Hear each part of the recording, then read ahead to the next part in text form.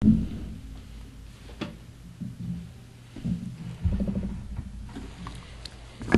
alaikum wa rahmatullah. Welcome to one of my FM, broadcasting to you 95.6 FM, and you're listening to the Armchair Punditz. So the sun's out, the birds are singing allegedly, and the Armchair Punditz are back in the house. It has been a good few weeks. I'm sure you've been missing us. Maybe you've been online, and if you have been, you may have been doing some Google searches in desperation, wondering what's happened to the pundits. Well, the pundits are here, they're alive, they're well. We are missing one or two actually today, and I'll talk to you in a small while about that. But alhamdulillah, we're back on air, inshallah.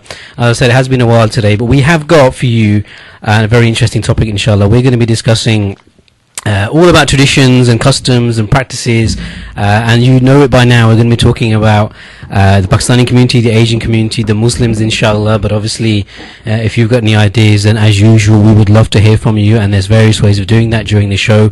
I'll come back onto that in a little while, but just so that we can do a sanity check as we press on, inshallah. I'm just going to ask the pundits in the house if they can just give salam, inshallah. And the two pundits that we've got Brother Ambar, inshallah, and Brother Shabazz. Assalamu alaikum, brothers. Wa alaikum salam. Alhamdulillah, jazakallah, wa alaikum salam to you, inshallah. Okay, so I heard that okay. And I say this every show because, as you know, we do have some problems sometimes technically. We're not one of those rich, expensive stations with fantastic amounts of equipment. We do have some teething issues, but hopefully you heard that, inshallah. And it means we're set and we're ready to go. So as I said, the topic today, we'll be talking about traditions and customs within the community, inshallah. I'm sure the guys have got various ideas and things they want to get off their chest. So we'll kind of press on and discuss that. But as I said, the Armchair Punditz is all about involvement from you guys, because we are exactly that. We're just guys that sit here, we come in, we give our opinions on things, and as you're listening to the show, if we say something that doesn't quite strike a chord or you disagree with, bear in mind, whatever we say on here, all the opinions and so forth, they are not in any way representative of any particular organisation or the radio station. It is purely the pundits having a bit of a chin wag and talking about whatever comes to mind in their personal opinions. So don't get too frustrated or angry. And in fact, if you are in any way slightly frustrated, or you disagree, or you agree, or you have better examples, then there's no more better way than for you to come online, inshallah, phone in maybe into the studio, send us a text and express your views.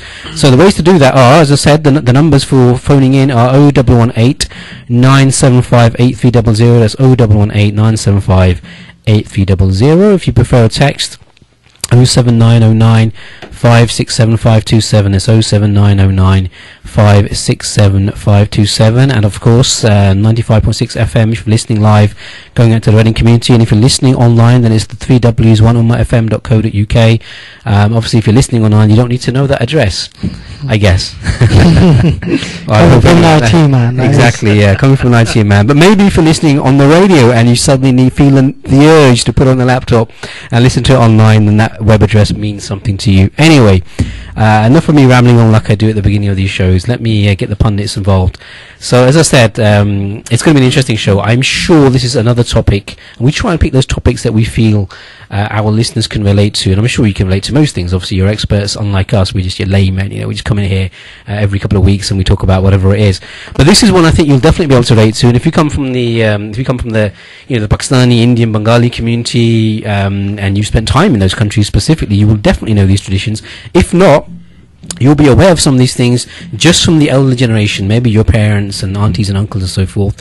Because traditions is something, every community has traditions, let's face it, and we all have different aspects of that, and there's certain things that we see, and maybe we look at some of those traditions and we agree with it, we take part in it. Maybe it's traditional thinking, maybe it's traditional activities, certain times of the year, maybe whatever the occasion is, people get very, they get into their traditional activities, certain clothes, whatever it is, certain types of food.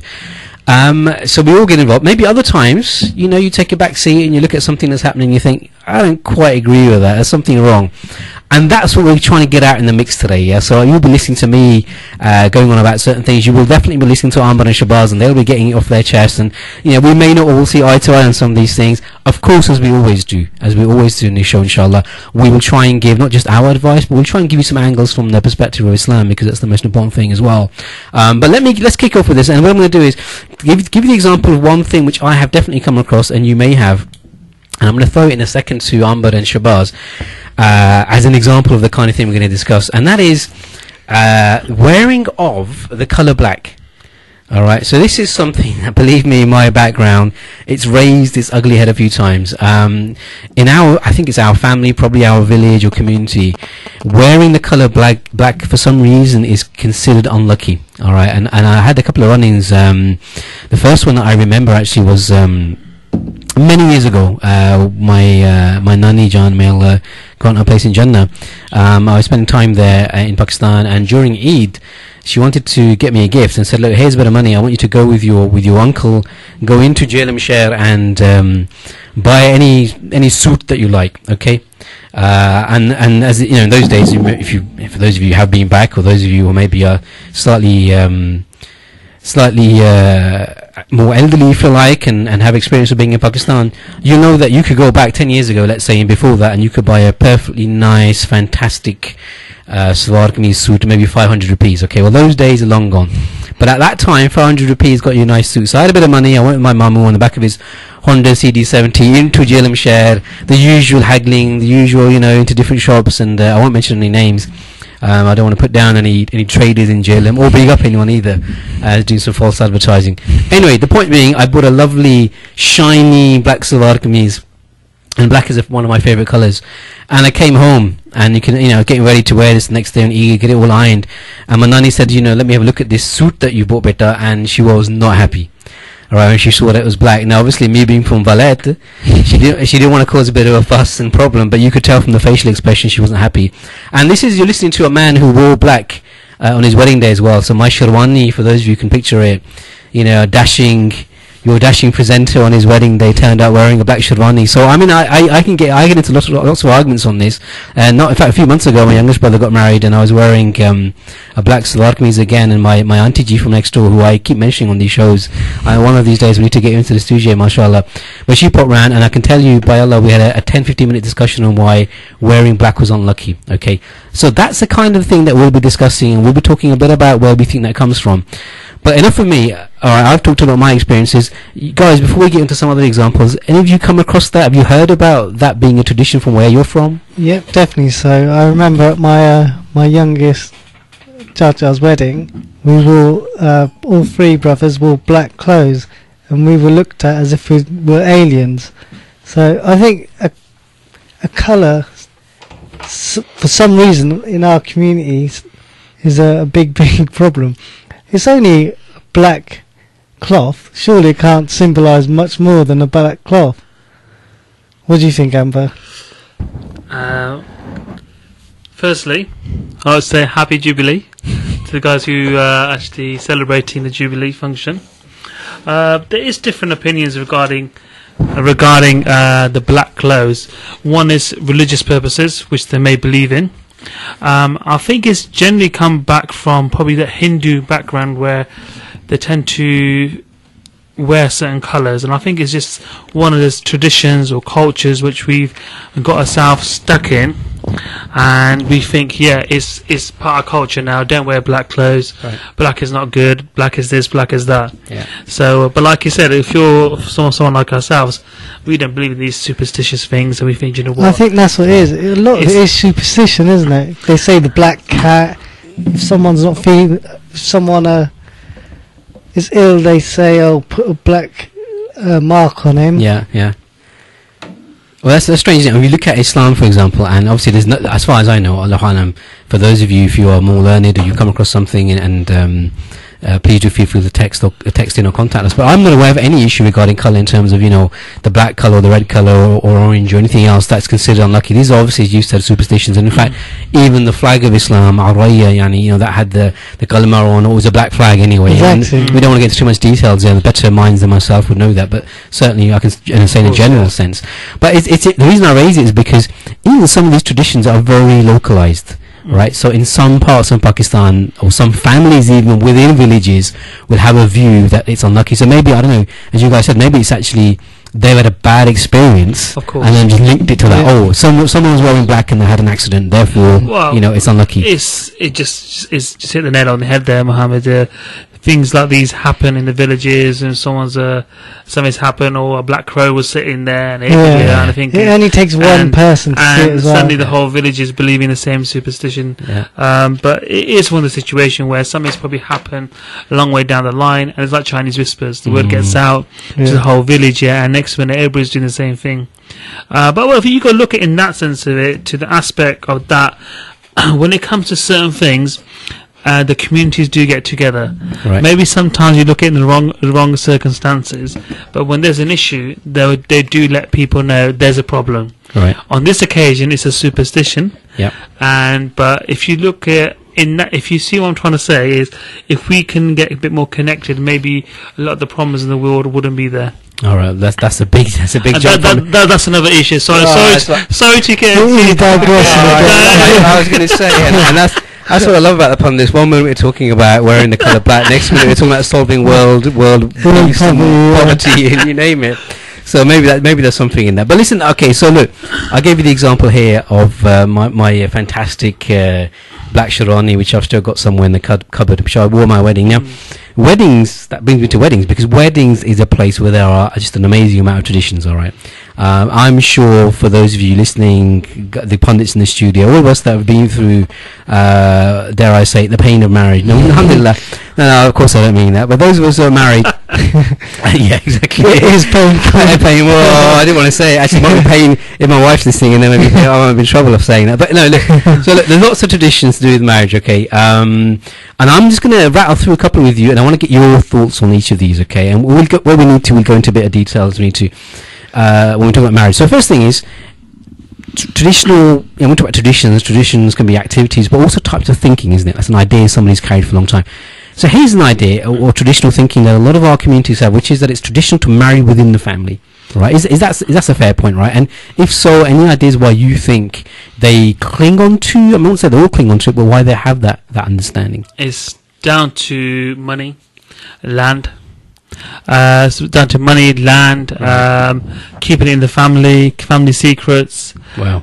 It's don't hold back on them. No, exactly. It's 101 things, because you listen from different people from different parts of Pakistan, even the people in the UK as well. Every family's got their different views on it. I would probably say it's 50-50. It can work for some, and some it may not work for the others. True. But it's mainly down to peer pressures, meaning family pressures from your dad's side or your mum's side, the aunties and the uncles, and saying, you know what, we should keep together, keep that bond linked together. It's been there for years. But I'm just going to come in here, because if someone's listening to this show, you're thinking, right, there's Amber talking about marrying within the family, and you mentioned some things like money and land or whatever, which is fine. That's a little bit negative. What you said at the end I thought was more of a positive reason, which is like you would want to marry within the family because the parents want to keep the family together. Also, surely there could be other reasons. I mean, maybe it's the case that you feel more comfortable in terms of finding a spouse or someone who knows the extended family. So there's lots of different pros and cons here, presumably, I was going to say, I think a lot of it does probably come down to trust, and they've always done it that way, so why not? You don't know any better, right? Yeah, so exactly. I think just a quick question. I was just talking to one of my friends, and he was talking about marriages and everything else. Because everybody, depending where you're from the country, in Pakistan, there's so many different sectors and areas. Of course, different cultures, different things they do. And obviously, if you're born in England, there are different ways we're bringing up. And I think it's when I think sometimes believing something, if you get married to someone that is connected with you, understands your values, how you do things, because obviously we know Islam is just one way, but because as a cultural side of it, we've actually exploded and made it a bigger thing where we've got a lot of cultural differences, and we brought into Islam when it doesn't exist in Islam, whether we agree or disagree with it, which is a long one. And I think it is a big saying, and I think if you get to the shed, they say, if you got a guy from the village who gets married to a girl from the shed, they tend to say she's too Western. She doesn't understand our culture values, what we do here. And then, and if you look at the vice versa side of it, it's that kind of things where people, I think where we approach things, where we do things completely is negative. Yeah. The reasons why we do it is a positive side of it, but how we do it is probably how we do things, which is a negative thing. Right. I don't know if that made sense or not, well, but I'm sure that was very cryptic. Yeah, it's very philosophical. But It's someone please text or call in and tell us what I'm. No, I understand. I know exactly. Ferdinand's tweets. Exactly. No, exactly. I understand where you're coming from. I guess the conclusion is that with this issue of whether you marry within the family or not within the family, and obviously our background in terms of Pakistan, India, etc., and the Muslim families there, you tend to, so far, I mean it's changing, but you tend to try to marry within the family. Yeah. I guess the conclusion is there's lots of different reasons. One of the key ones is the issue of compatibility and comfort zone, and I think it just is. It's a tradition. That's why we're discussing it. It's always been done that way, and therefore, because of the comfort zone and that you feel that you know the family, etc., you do it. That's fine. How about? And we talk, as I said, weddings, marriage. There's lots of things here. Another, I guess, traditional type thinking. Well, I'm a little bit careful about saying it's a tradition because this is in some ways more a recent thing. Okay, and that is that it's not the done thing to marry more than once, right? So you need to marry more than one wife. Alright, so you get married once, you've got a wife, and we know again in Islam, now going back to what we just discussed, in Islam this whole thing about marrying within the family or not, it's down to those two people that get married, right? It's nothing to do with family, it's, you have permission and a certain criteria, and you follow that, is not an issue, right? Okay, so there's no better thing about marrying in or out. And in this thing, again, Islam says, okay, and it says in the Quran, if you feel confident, you can do justice to the full. It's not a condition, but if you feel you can do justice, then you can marry up to 4 wives. Or if you do get married to more than one, make sure you do justice, basically. So it's not a condition to stop you doing it. And then people have discussions about, no, actually, it's probably not a good idea and you've got to get permission, whatever, which is secondary and doesn't come into it. And I mean, am I right in saying that where you're from in Pakistan, do you see, are there people that have more than one wife, or is it the case that no, you just have one that's frowned upon if somebody says, I will take a second wife? And please don't, and by the way, this is a hornet's nest, by the way, for anyone who's listening and thinks that I'm not really just giving our opinion again, please. It's not an official, viewpoint of the radio station. From my experience, it's always been one man, one wife. Right. Unless the one of the, like say, for example, this is more likely to happen than any, but if the wife dies, it's more like that the husband would get married, but the wife, if the husband dies, she wouldn't get married. Yes.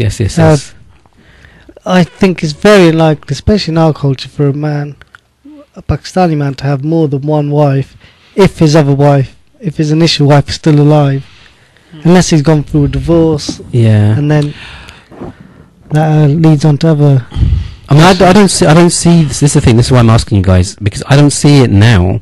The reason I say I think it may be recent is because if you go back maybe to your granddad's generation or great granddad's, it's not that uncommon to hear where they had more than one wife, isn't it? No. So it's become a practice. It's almost like you're kicking off a tradition now and saying, right, it's frowned upon for you to take more than one wife. I think, as we've said in Islam, there certainly isn't an issue with that, right? And that's why I was asking whether you've heard of that in prior generations, or what your. I think it does happen. Obviously, we know it does happen. Circumstances like it's a situation where people get married, the wife can't have kids, vice versa, or is situations a husband wants to get married again if he's got permission from his wife to do so. There's many reasons it does happen. I think one of the reasons why there's been a decline in it, because one, if you live in the UK, which is the West, and you're only allowed to get married once, unless you formally go through the legal proceedings, get a divorce, or vice versa. And I think because of that, we're probably seeing a decline in doing it. Obviously, people's circumstances have changed as well. People are a lot more busier now, because if we lived in an Islamic state and to get married more than once, you'd need to be able to treat your wives fairly, evenly, not feeling one over the other one, because in Islam that's not right. But I think it's just depending where you are, what circumstances. I've seen a lot of Pakistani men from Pakistan who have got married more than once, and some occasion married 3 times. Okay. Really good. So it's sometimes maybe you can say it's not the proper Islamic way. People may disagree with that, or not to disagree.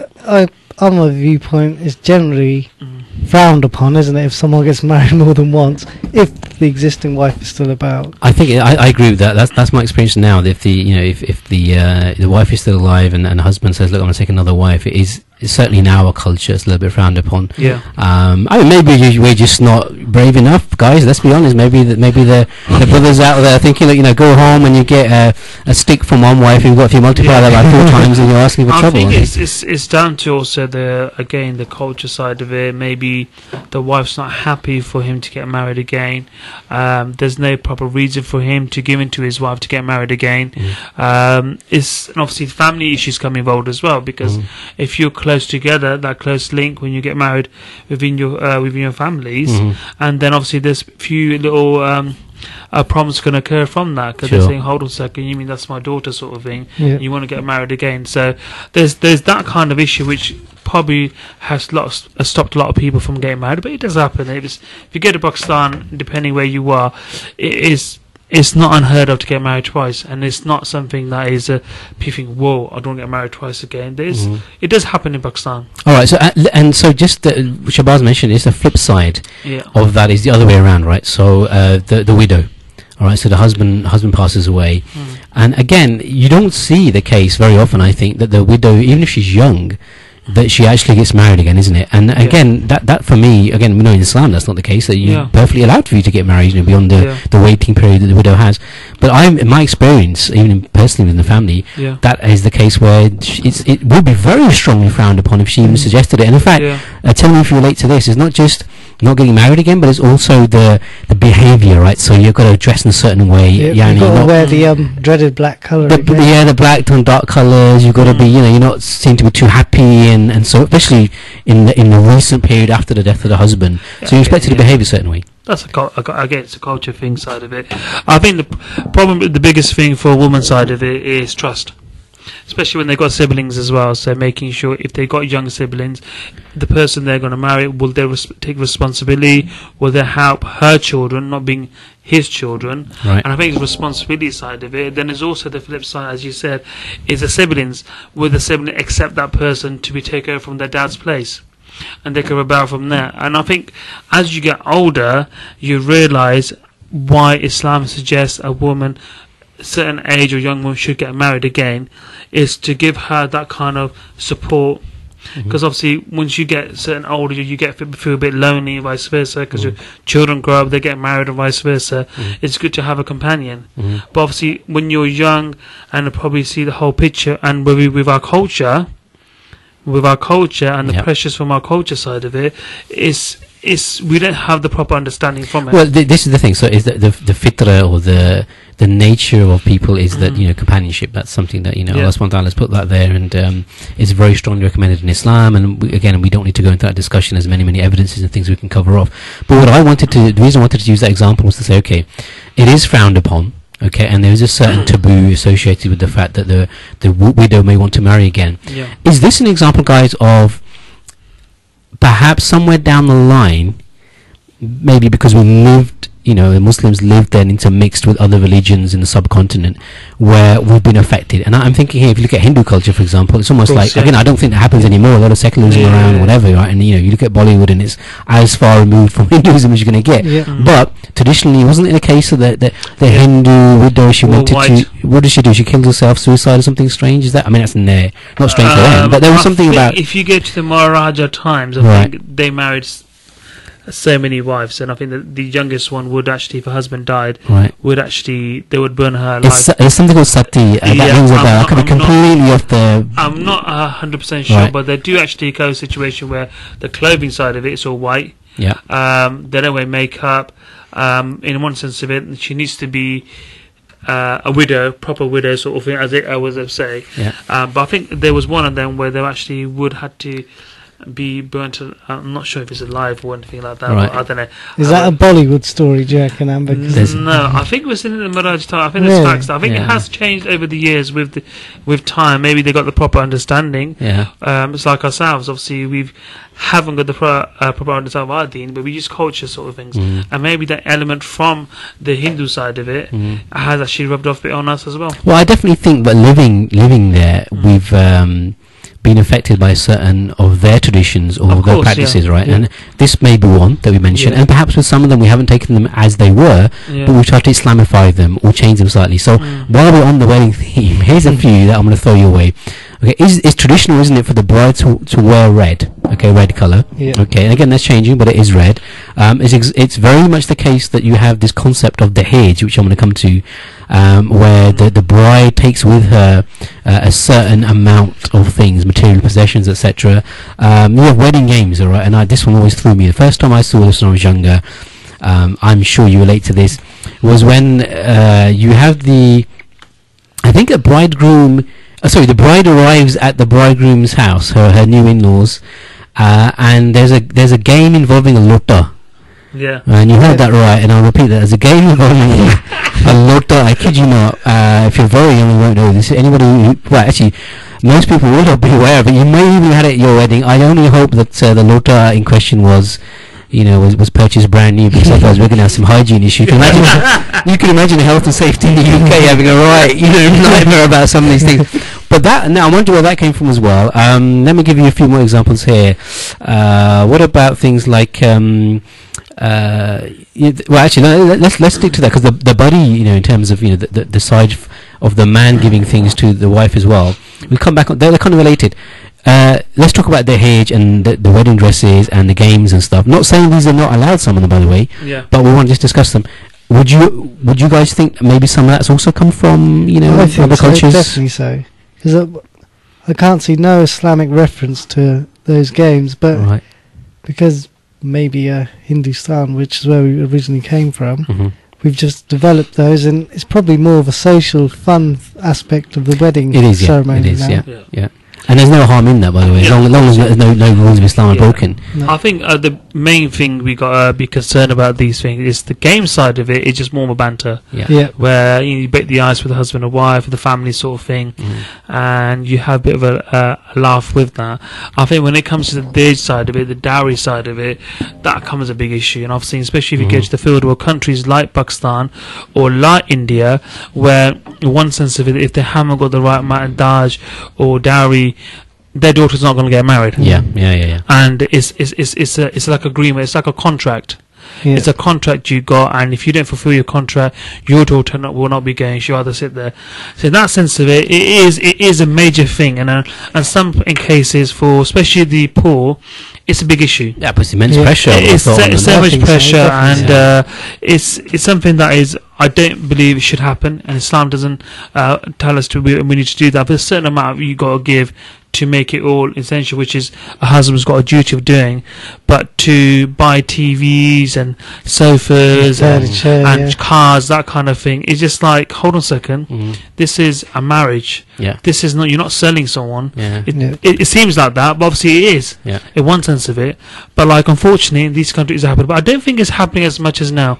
It still exists. I think It does exist. It does. It does, yeah, It does I think exist. so. It does exist, but it's not as bad as what it used to be. Mm. Yeah. But alhamdulillah, I think the laws in Pakistan and in India are changing, where they have put strict regimes saying if you Are there laws in Pakistan? well, Pakistan side, What part of Pakistan are you there's from, by the always- way? I think we covered this a couple law-abiding of shows ago, didn't we? I Yeah. don't think there's many laws. But let me. What I When would people say, follow it, that's when another they follow, story. if they, yeah, good point actually. Okay, so I mean, look, let's look at it from the Islam point of view again. As you said, nikah is very simple. Okay, Yeah. So if you look at the basic shurut or the conditions of marriage, it's very very simple. As you said, the issue of anything material is really the mahr. Okay, and that's interesting because that's from the side of the man to the woman. Of Firstly, course. whereas the dahej is the reverse, and it's according to the means of the individual's concerned, so what the man can afford without any issues, and what the wife accepts. So we know there's examples of at the time of the Sahaba, may Allah be pleased with them, the Prophet ﷺ, when he married one Sahabi to a Sahabiyat, and at that time, because there was nothing the man could really afford, it was really just teaching her Surah Ikhlas or some words from the Quran, some ayat. Simple as that. And as you guys have just said, we've made it such a big thing Of with this course. tradition Of course. that I know examples, as you guys will know, as the listeners will know, where the dahej is such an immensely problematic thing that families are reduced to loans and qarza, Yeah. not just for the dahej but even for all the other wedding expenses, Yeah. where they have to be seen is about what the people think. We didn't do the wedding at that level, and therefore. Well, again, the age can come across in different ways. If people say, well, if we want the age, we want a big, massive function. We've got our family coming, 300-400 people. We want them to be. We want them to actually have a proper 5-course meal. Yeah. And we want this, we want that. We want them to come and find out we're doing a proper marriage, and that's what people do get in debt from. And obviously, as a poor family background, and if you got a daughter and someone asks for hand in marriage, you think, well, I want my daughter to marry because it's not saying you want to get rid of your daughter, but it's a burden. You want your daughter to be settled. Yeah. And I think I think that is a barrier, isn't it? If you haven't got anything. Of course, yeah. And I think if people say they got land, they might say, I'll get this land because I've got no sons, but I've got daughters. Whatever my daughter's going to get, you can have that sort of thing. So it puts a lot of pressure on them. I think it's a lot of unseen pressure. This is why you see a lot of fathers with daughters. They struggle. I mean, they feel very kind of pressured. Yeah. What are we going to do? I've got daughters, got to get married, and people are going to expect this kind of money being spent. Especially if they know you've got things there, and I think people say, okay, we'll do we will take your daughter and daughter's hand in marriage sort of thing, but in return we want this, and people use that. And I think the whole concept side of it is completely wrong, but the only way it's going to change if we educate ourselves, and if we can educate ourselves, inshallah, this will go. But unfortunately, it's there for the long haulers. It is there, inshallah. Well, inshallah, hopefully it's not long haul. Look, I don't want to go off on a tangent here, but Ambali, you said just very quickly because you said it, and I'm sure it's a slip of the tongue. Yard, you said a 5-course meal, now I know a 3-course meal. Is there something you need for these jewelers? Is there something we're missing out? Because everybody else has a 3-course meal, but you boys obviously are way ahead of us. You won't go hungry if you're going to a wedding Nam's family. Well, you know what I mean, and it could be 6-course meal, 3-course meal. Yeah. But it's P101 dishes. Obviously, so you can have a starter, 2 main, or I'm going to do a double starter, 2 double dessert. I need an invite to a wedding in Newport because that sounds the place for the food, isn't it? It does. And just let's finish off the discussion on Dahej, this example we're using. I've also heard instances where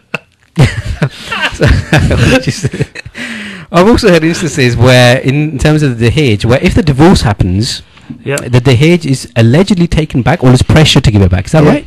No, I think so. I think even when a potential marriage and it doesn't go the full course, so before they get married, if there's an arrangement that they're going to get married and it doesn't go through, they give the stuff back. And I've seen that in cases of weddings as well. Yeah, I think it's depending on what type of situation it is.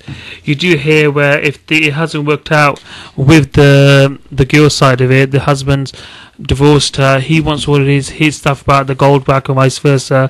Then obviously they get into some kind of agreement. Then it gets a bit messy. It does get messy. But it does get messy, and people say, well, we gave you this, we gave you that, we want our money back, and vice versa. And then suddenly it's not about marriage, it's about a business. But this is the thing that we're saying today. You haven't ended your contract. That just shows that it's another kind of common practice. It's always become a tradition. But when you trace it all the way back, like you guys have been doing on the show, actually it has no basis in Islam, as many of these things sadly don't. Absolutely. A couple of others that I wanted to just throw out there to you was, which I found very strange, certainly the first time I heard it, where sometimes you hear about young, maybe not necessarily young all the time, but women being married to the Quran.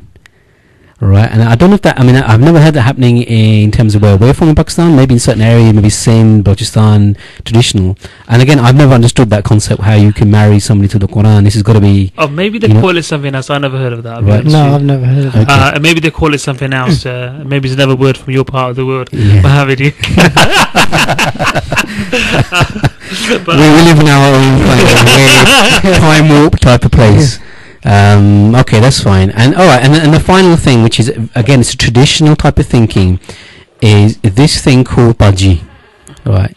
Yeah. Baji is all about, okay, so that, for those of you that, we're throwing in some Punjabi with the words here just because we feel big into it. No, we don't. It's because we know the few words. But Baji is all about reciprocation, right? So if somebody gives you a gift, then you kind of got to give it back because they gave it to you. Or if somebody comes to your wedding, you've got to attend their wedding. Right, yeah, exactly. So what they've done, you've got to give it back. The problem with Baji is that you're not doing it. Exactly. It's almost to tick the box. So it's not like, you give a gift, for example, and we know that when you're given a gift, as Islam said, the Prophet ﷺ said, to give give gifts because it spreads the love and the brotherhood amongst you, and for the right reasons. Yeah. So you give it out of happiness, and that you do it in the right manner. You don't do it because you feel I've got to do it.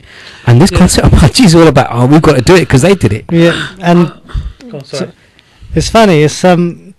It's the unspoken thing, isn't it? No one talks about it out loud, but behind closed doors, everyone talks about it. Well, you know what? Actually, on weddings, just for I'm wants to get in as well.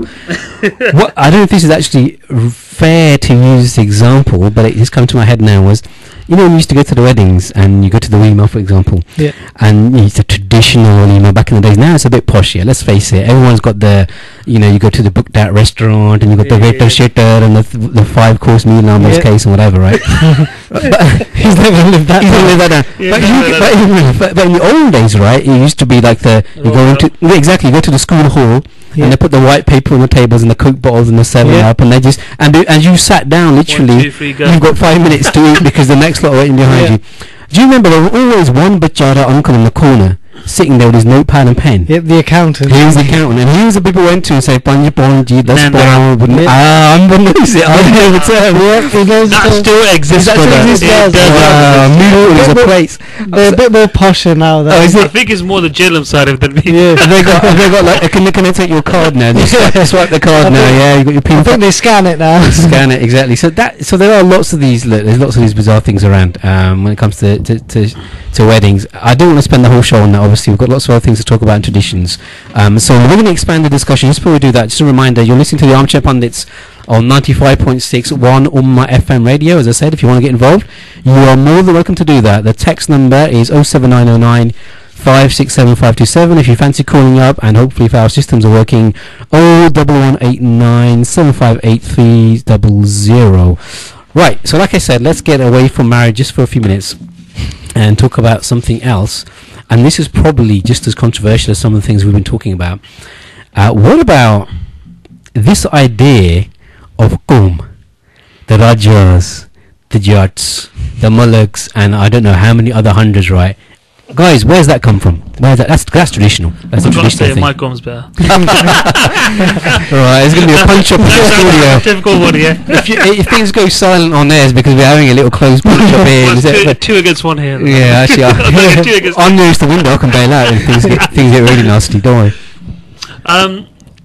Again, I think it's all culture.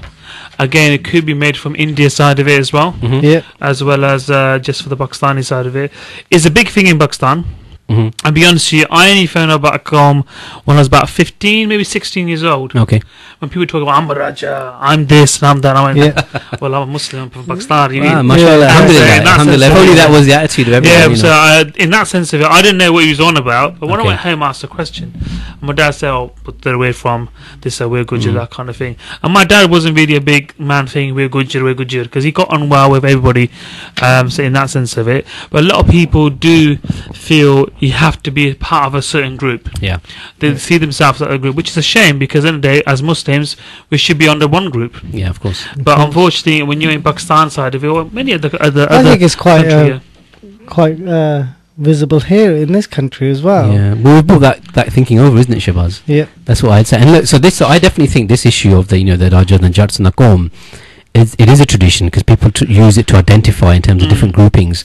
But I would say that you maybe just mentioned it at the beginning of your point, Amber, that it is something, I think, another thing that we've adopted from maybe living with the Hindu community, because in India, their caste system is still strong, isn't it? It's very strong, yeah. Very strong, well, I mean, I don't know all of them, but the Brahmins at the top and the untouchables at the bottom, and then maybe whatever it is in between. Yeah. And it's almost like, because we live with them, we saw how they did things, and we thought, well, we've got to have the same thing.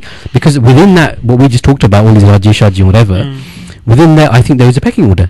Am I right? Yeah. And it's like you've got certain ones that are like, okay, they're the wealthy landowner type, or they were the Rajputs and they were big shots. Yeah. And then you've got the Bachare at the bottom, whoever they may be. Yeah. And this is all again just coming from nothing to do with Islam. It's just been put there. And probably hasn't got no relevance in today's society, but it's still still being talked about. And rears its head and rears its head at certain times. And I just remembered, although we're trying to get away from marriage, that's another sticking point sometimes, isn't it? About can you marry that girl or that boy? Can I just make a point? Do you know what? I've been thinking about this long and hard for last 3-4 months. Okay. And only recently I slightly understood why it sort of happened. Okay, go on. Reason being is every place you go into Pakistan, you got different areas.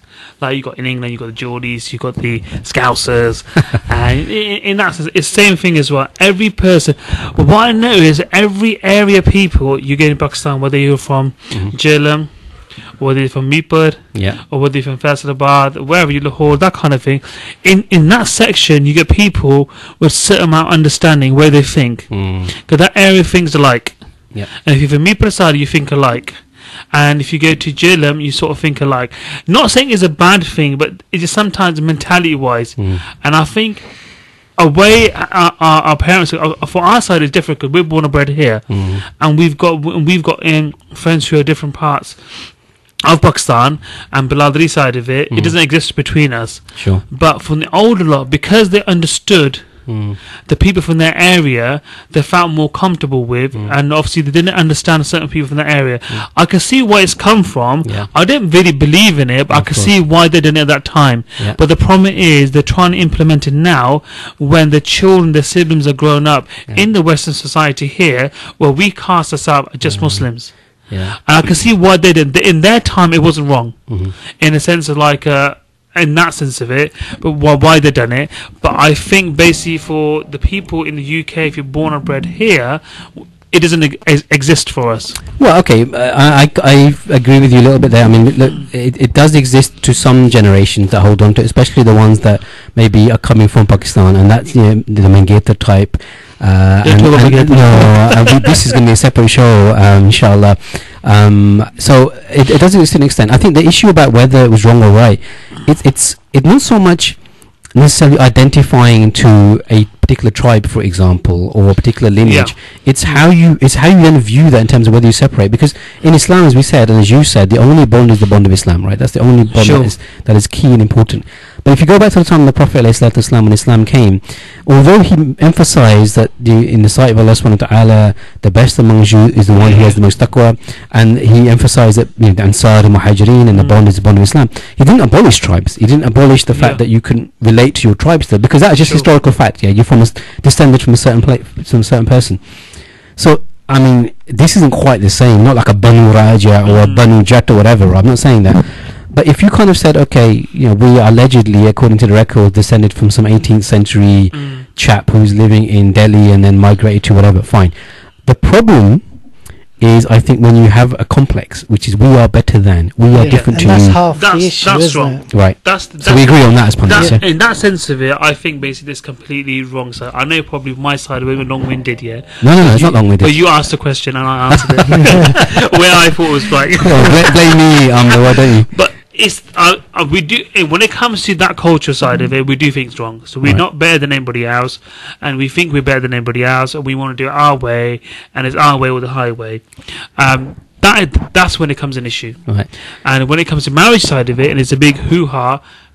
He's not from the same caste, but hold on a second, we're from Pakistan, we're Muslims, we read exactly say what you're reading, sort of thing. Yeah. But it comes a big thing. Right. Sometimes you think, hold on a second, we did say to them we're Muslims, But it's like that falls on deaf ears, though, doesn't it? When the Gorms come into equation. Doesn't it? All right. So look, I don't want to be confrontational on the show, but for all the aunties and uncles out there, why is it the case? And here's another custom. That when a baby boy is born, you see all the sweets and the celebration and the happy faces and the ringing around, but you don't get that for a baby girl. No. I mean, I think I'm generalizing again, because alhamdulillah, many people will say, it's it's a blessing from Allah subhanahu wa ta'ala, there's equality in that, and fine. But I reckon, and this is purely, I'm just, you know what I'm gonna say that. I have no idea, but it could be like 50% or whatever it is, 60% of the community. There is that.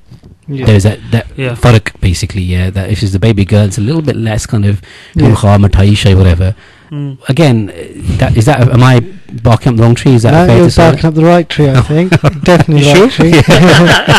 But that's my experience. I've come across that. I think I've come across that many times. It's quite sad to see, and that's the traditional thing. It's like almost like people don't want to advertise the fact it's a baby girl, and leading up to that again, and look, we talked about some of these traditions so far, and we said, okay, where have they come from? One source was other cultures and religions, right? Like living with the Hindu community, for example, in India. Another big source, which the pundits mentioned right at the beginning, was superstition. All right. Yeah. And here's a funny one to do with this boy-girl thing. Apparently, in our parts, back home, there's a silly tradition, superstition, where if you want to have, or you're keen on a baby boy, so if you know that your daughter-in-law, your daughter, whatever, is pregnant, and you're hoping for a baby son, there is something about sitting under a particular tree in a certain village for a certain amount of time, and it's very bizarre. And you sit on. Now, I have no idea whether this is near some darbar or something. It is very bizarre, and now actually, and Amber's laughing. I know why he's laughing, because you know what? It's such a widespread tradition that I'm told that busloads of women, the mothers-in-law or the aunties or whatever, they actually get on this bus and they go all the way across to this tree somewhere near a village, and they sit there, and they've got to sit there for a certain amount of time, and they come back, right? So there are some very bizarre superstitions in our community. I've never heard of the magic tree. You know that one? No, I've heard of people bathing their child in like river water or special river water to make them more healthy or say fatter. That's But I've never heard of the mystical tree though. I heard about the magic roundabout, but not the magic tree. You're missing. I've got to, It's maybe a tradition where it's from your area or the villages where you're from. I said it. I did warn you. Our area is a bit warped here. We've got a little reality within reality somewhere, right? It's down to education, people understanding. It's probably Dilbar where they went, where they're thinking whether some holy person was there. Yeah. And I think if you go there, I can see the concept behind it, especially if you're in a third world country, and if you've got if you're a landowner, like if you're a farmer, you've got a zimeen bari, you've got a bit of wealth and everything else.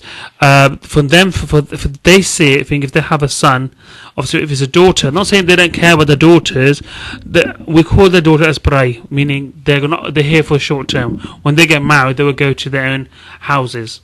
Right. And obviously sons here will take over the family business. And I think if you're in the third world country, you have that situation, they feel the son's going to look after them. Yeah. Obviously the son's going to be there, they will look after them when they get old.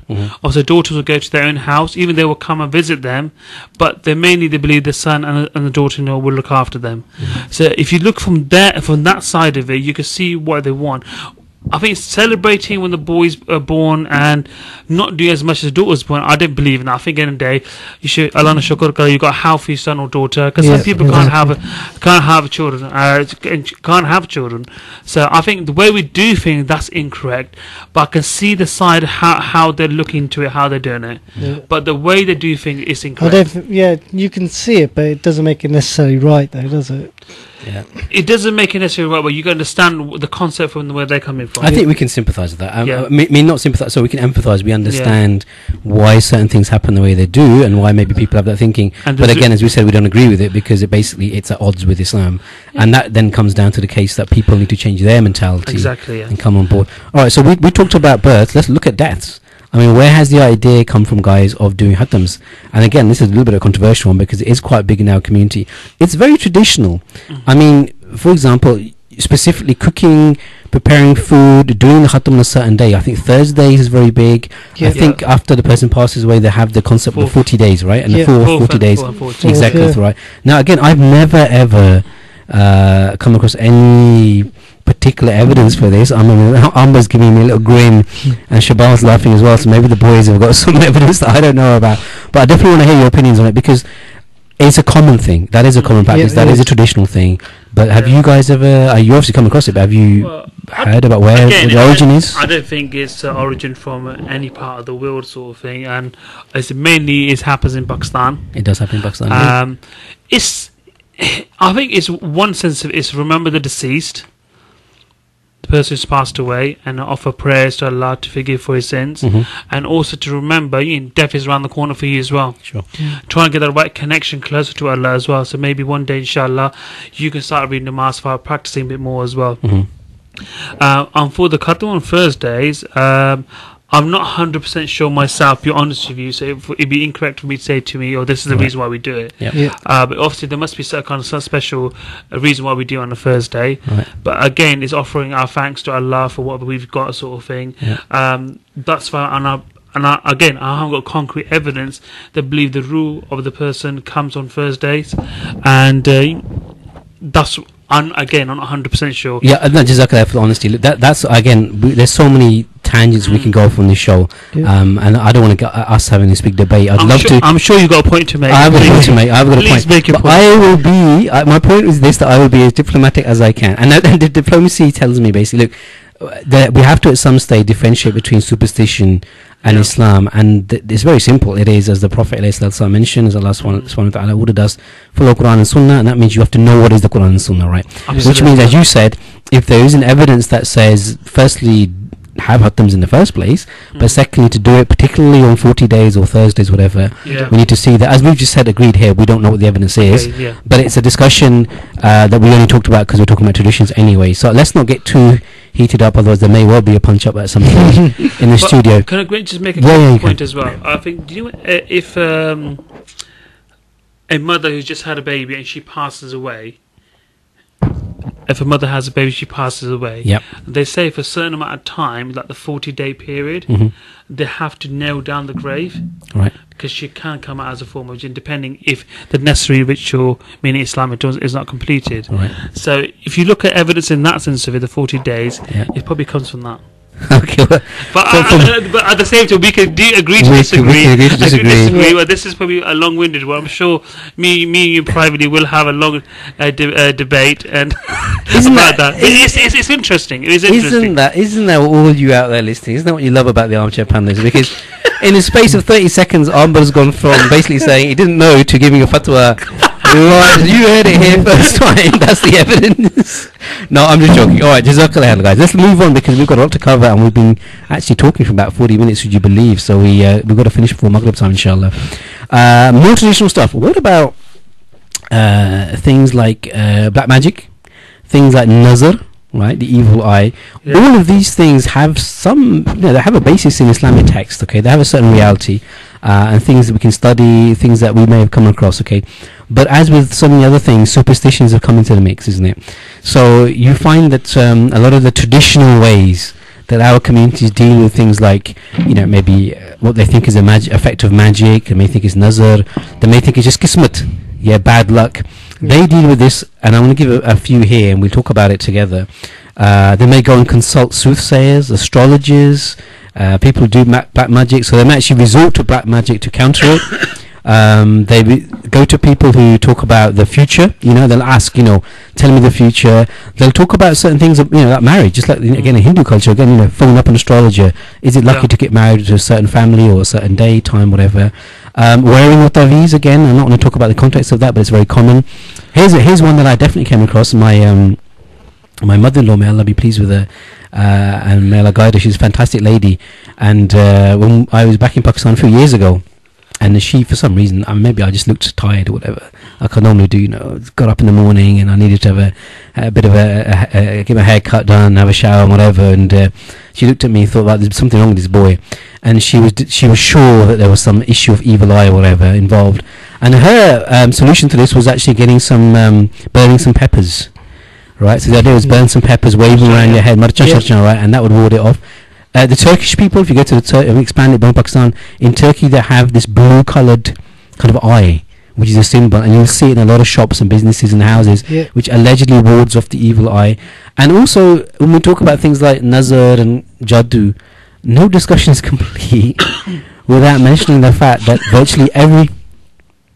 I think Zamba got the evil eye because he started off things like, subhanallah, man, fantastic live example there. Amber just keeling over while we're chatting, subhanallah. And actually, this is perfect for what I was about to say, that every perceived bad thing is down to black magic or nazar. Isn't it? Every the smallest things happen, it must be right. Now, that's not, again, like I said at the beginning, these things do exist. But give me some from you guys, any experiences, any comments what I've said about things like, consulting soothsayers or wearing taweez or burning peppers, because these have become very traditional and they've become very common practices amongst our people. Especially in villages, I think. Okay. They see someone who probably said something and it happened, and suddenly he's become some sort of witch doctor, and he can say what's happened. He's got some jinn in his possession, right? Some isn't jinn. Who tells him? I wasn't going to say a word, but he's got some sort of jinn, and he can tell you pretty much what's going on in the underworld, rather. Okay. Whether it's right or wrong, I personally think it's wrong, because he's no god. He shouldn't know what's Exactly. not going on that we don't know about. Yeah. Okay.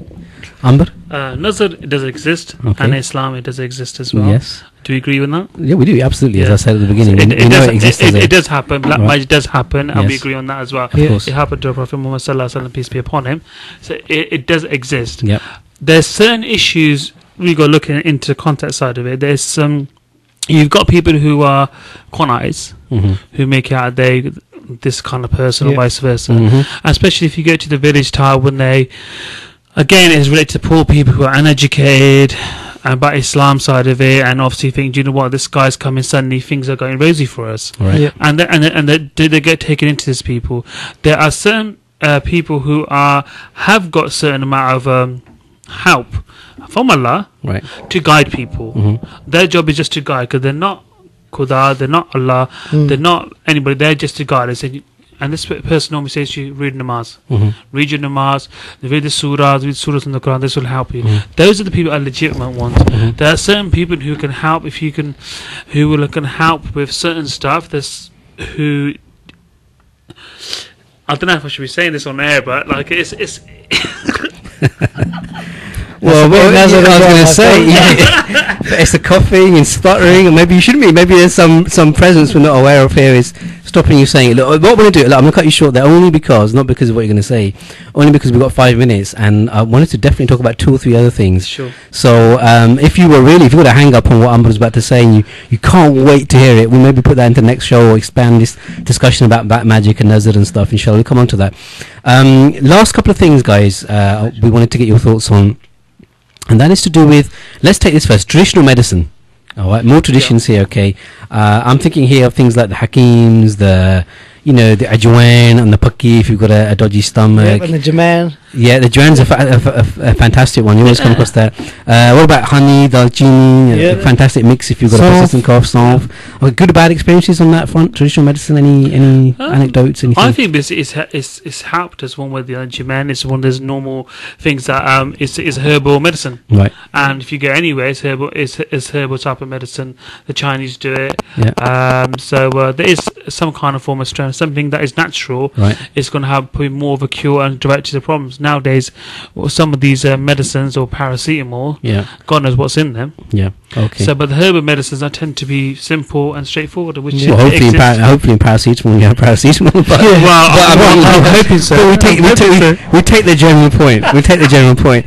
All right. So that's so there are traditional medicines, and they do still exist, and you do still have hakims, and alhamdulillah, so as Shabazz maybe mentioned before, some of these things stronger in places like the villages. Partly, I think, because maybe access to other types of medication sometimes is of not as course. strong, or people can't afford it as much, because some of the costs involved are astronomical. I mean, even if you go and see a doctor now, before they see you, the first thing they do is it's like one a blood test, and that's like 2,000 rupees or something crazy like that. to give you injection. Yeah, injection. You need an injection. You need an injection, yeah, and it's a massive needle. Okay, more traditions. What do the pundits think about traditional food? Now, this is a big topic in its own right, but I'm talking about apna cuisine, yeah. I'm talking about forget your Gora type food. I'm talking about roti, paratha, your lassi, traditional drinks. Like, I don't know if you were younger when you went to Pakistan.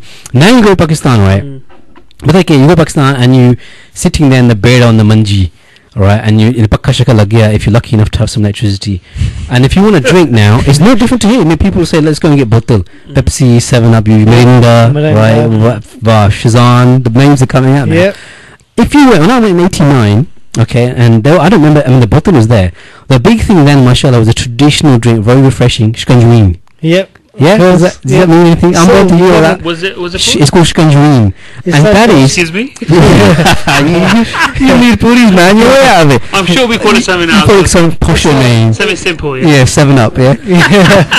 It is a lemon lime sort of drink. It's those little limes, there's green little lemons or limes in Pakistan, right? And they squeeze it in. They're called mitti or I don't know what they call it. No, I think mitti are bigger. Really? These are smaller, and they squeeze that in to water, ice cold water, mix in a certain amount of sugar or something, right? 90% sugar. 90% sugar, whatever it is, right? So it's not great for you, but it gives you plenty of energy. Very refreshing. That's the kind of thing I'm talking about. So, these kind of any thoughts on traditional food, and also is it traditional to serve that food on particular occasions, certain situations, and weddings? Obviously, I suppose you might have certain types of food that you always have. I think it's mainly down to weddings, or if you're going to like a junch, when you go to your bride's house or vice versa, you stop off, you have a drink and drink break, and you have a samosa there, you have a pakora there, and that kind of thing. Yeah, now they've gone a bit more exotic. Very exotic. They get to 5-star restaurant, you can have a 3-course meal now instead of 5-course meal. Yeah. So. I think it's mainly down to that. Dudpatti is another one, which is fantastic. And obviously now we're making not as better, they're not as good as the original ones. But now it's I think the milk is a lot more diluted with water, that kind of thing. So you haven't got that taste. Don't forget the sugarcane drink. Sugarcane, Gandarian juice. You guys had churi? Oh wow, these boys, it used to be the Saturday morning treat. Marcha mak. Sir, say again? Marcha mak. Cool. Very good. You want to call it something else in your place? Is it fair to say that some of these traditional snacks, then, not necessarily food but snacks, are starting to die? And here I'm thinking about things like marunde, right? The revdi, right? Again, I mentioned auntie next door in my parents' house. The uncle just come back from Pakistan. He spent a few months out there, and they live in Chakwal. And they bring back some fantastic. I'm not a big fan of revdi actually, by the way, but they always bring back some fantastic revdi, and they always give some across to us as well. Neze, right? You remember neze? Barfi, right? Yeah. Are these things starting to disappear now because of the advent of the modern snacks in Pakistan as well? Yeah. Because you get your crisps, right? You get your Lays and your biscuits and your soft drinks. It's always there. It's available. Right. I think it's just down to ourselves. If we're going down from England to there, we're thinking, well, we want a Cadbury's chocolate. Right. We don't want that sort of thing, and we're quite fussy in that way because we're not used to it. So it does exist, and I think from the older generation. It's definitely there. It used to be the best gift when someone went to Pakistan. They're coming back was to get some ding dong chewing gum. That still exists as well. Yeah. I remember watching some of the adverts on TV. You just put it on, and as well as all that, you always had.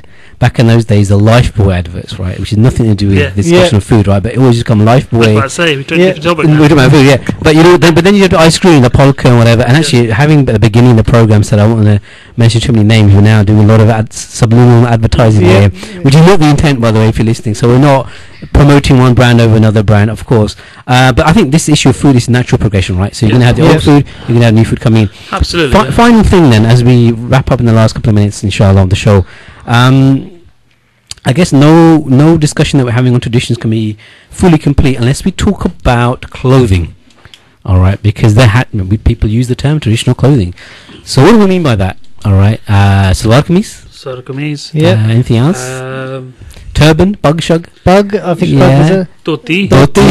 Okay. What's the other bit called? It's not a dhoti. It's How do you mean? The elderly kurta. Well, it's different words, isn't it? I think Dehmad is a word we use. Is that the same thing? Is that Dehmad the same thing? Is it the same thing? I think Dehmad's a bit more posher. Dhoti is something they wear to sleep. I've never heard Dehmad use as posh. Describes posh. I mean, dhoti, we call it whatever you want. We can agree to disagree with that. But we know what we mean.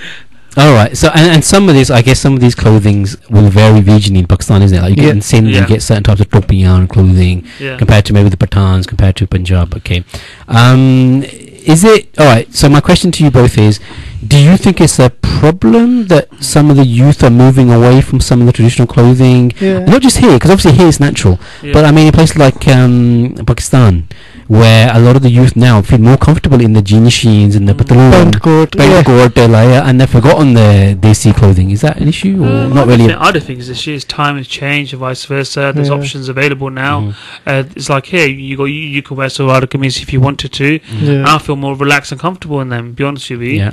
And like here in Pakistan, I can't wear jeans there in Pakistan, especially in that kind of heat. You want to wear something more relaxing, but obviously they're used to it, the lifestyle. But do you think the modernisation from here has moved on to there, and they feel they should wear those sorts of clothes? Yeah, of course. It's the facilities available there. So if you've got a new facility available and you can buy it, you're going to wear it. And obviously everybody wants to have a new style in, and that's the new style for them. I mean, as long as, I guess the caveat is always as long as it conforms with Islam, isn't it? Exactly. Because of course, in certain, in some of the certain kind of very secular, very maybe elitist circles in Pakistan, people kind of aspire a lot to the West, and you get the kind of fashion shows that you get here. And there's we would all have problems with some of the clothing they talk about there. But if you look at 99% of the population, if they're wearing the bent or the coat or whatever, it's not a big issue. As you said, it's just, it's available now, and if you want to wear it and you're comfortable with it, like fine. Said, as long as it follows the laws of Islam. It follows the laws of Islam. And we haven't got an issue with it. Exactly. And I suppose the elder generation, quite understandably, would be a bit nostalgic, and that's why they might think, well, frown upon it. I think what it is,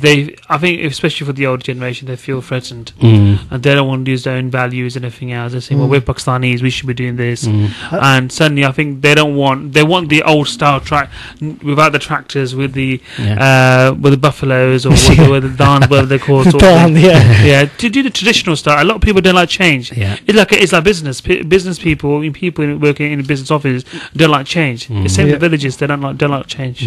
Well, certainly here, obviously, we only wear these kind of clothes on Eid, isn't it? It's the one time that you go to the masjid, for example, and everybody's decked out in shawal kameez, and kids have got their basket. I mean, do you remember the baskets with the little mirrors on? They used to have exactly right. They used to have those when we were younger. And that's a waistcoat, by the way. Waistcoat, and that's understandable. Basket, was it waistcoat? I don't know what it was called. Basket is a basket. No, it wasn't that.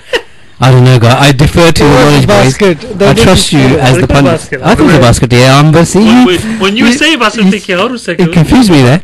You threw me a curveball there, but so that's understandable in the UK, because let's face it, we're not going to walk into the office with traditional attire. I mean, you could try it. But I'm managing that. It would be quite funny though if you did. Maybe we should do that, like a one day when the community here says, right, we're just going to wear our traditional clothes and go into the office and whatever. We keep circling back to weddings, because obviously, like I said right at the beginning, lots of traditions seem tied up in that. And as we're talking about traditional clothing, the groom and the bride certainly have that. And we talked about the bride and the colour red, right? And the certain types of clothes. Isn't it the case with the groom? They used to have, now you have the kulla, but you used to have the sera. And these were very traditional. Like on the wedding day, you'd have to wear that. But kulla is now in vogue. The shoes, what they call again, the khusse. That's it, exactly. Boys, you do very well here on the Punjabi. We might switch to a Punjabi only show. I think we should. At this rate, we're getting the words in. So there is traditional clothing. Exists in our communities as well, and certain occasions at the weddings it seems to come out. I'm going to wrap it up there. Any last comments or thoughts from you guys on this whole topic? Well, I've got big comments as you now. I'm sure we can wait for the next meeting. Right. What can I say? It's been a good show. Hopefully people will be listening outside, and if your comments are welcome. Oh, it's always welcome. Good or bad. At the end of the day, this is learning curve for all of us, and it's all about challenging questions, and it can help us, hopefully, inshallah, to move on and learn and improve. Okay, Shabazz, anything from you? And happy Jubilee, by the way. What's with the Jubilee here? I know, what is it with the Jubilee? We're talking about traditions here. It's have a street party at his house. It's a tradition in the West. It is a tradition, I suppose. For those that celebrate the Jubilee, I guess so, from your perspective. But anyway, right, Shabazz, anything you want to say? Finally, from me, as I got a word in from Amber. Yeah. Thank you for everyone for listening. Keep listening. We forever want your views on what topics we could do and how we can improve the show. Can I just make a shout out to all the people that play football in Reading? We have a charity football tournament in Oxford on the 8th of July. Yep. We're raising money for a local charity in Oxford, and we would like some teams from Reading to participate. Okay, Jazakallah Shabazz. Actually, on that point, maybe in the next show, that'll be closer to the day, we will definitely talk more. Do you want to just read out the web address? Actually, it'll be easier, so people can go to that. We don't know what that is. We should, I think it's Oxfundays. So www.oxfundays.yolasite.com, I believe. Okay, so that's correct, yeah. That is the web address. If not, if you do a Google search, good old Google, isn't it help? If you do a Google search for Oxford Charity Fund Days, you should find it. Go and have a look at that website. And what we'll try and do, inshallah, is I think the next show, we'll try and put like a 5-10 minute slot. Maybe Shabazz, maybe some of the guys in Oxford that are doing that can talk a bit around it and give you some more information. So listen, Jazakallah khair once again for listening.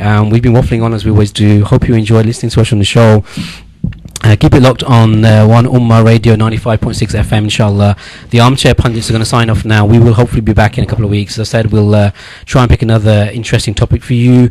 One thing I would say, as always, is in the email address you can give us some feedback, or you can give suggestions on topics, and the email address is Armchair Punditz. That's Armchair Punditz, all one word, Punditz with a Z, at gmail.com. Inshallah, we will be back soon. Assalamu alaikum to the Pundits. Assalamu alaikum. Wa assalam. And assalamu alaikum for all of us to you, inshallah. Assalamu alaikum wa rahmatullah.